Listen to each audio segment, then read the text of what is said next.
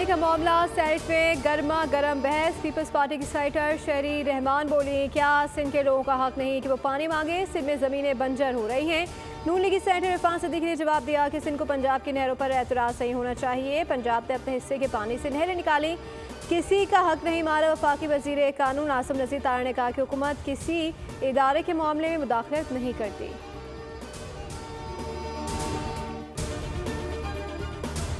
और गवर्नर सिंध कामरान टिसोरी से रवांडा की हाई कमिश्नर की क़यादत में 3 रुकनी वफ़द की मुलाकात। गवर्नर सिंध कामरान टिसोरी ने कहा कि रवांडा से तिजारत में इजाफे के ख्वाहिशमंद है।